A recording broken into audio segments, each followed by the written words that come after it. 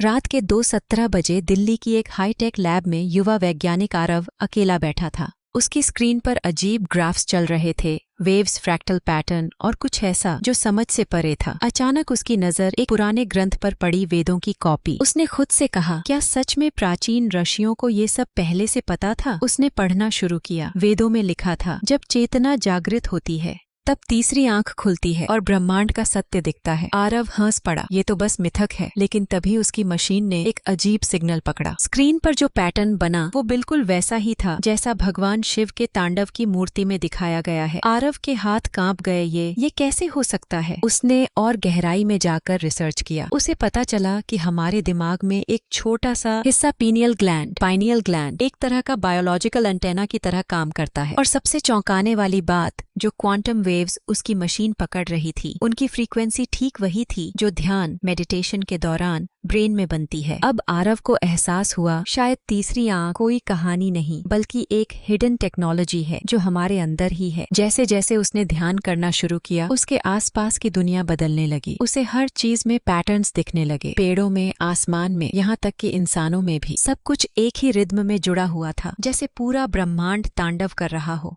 और फिर एक रात जब उसने गहरी ध्यान अवस्था में प्रवेश किया, उसे लगा जैसे उसके माथे के बीच में कुछ खुल रहा है, एक तेज रोशनी, और फिर पूरा ब्रह्मांड उसकी आंखों के सामने था। उसने देखा, गैलेक्सी घूम रही हैं, एटम्स नाच रहे हैं और हर चीज एक ही लय में कंपन कर रही है। उसे समझ आ गया, हम अलग नहीं हैं, हम खुद इस ब्रह्मांड का हिस्सा हैं। तभी एक आवाज आई, जब तीसरी आंख खुलती है तो सिर्फ ज्ञान नहीं बल्कि सृष्टि और विनाश दोनों दिखते हैं। आरव की आंख खुली। वो फिर से लैब में था, लेकिन अब वो पहले जैसा नहीं था। उसकी स्क्रीन पर आखिरी मैसेज चमक रहा था,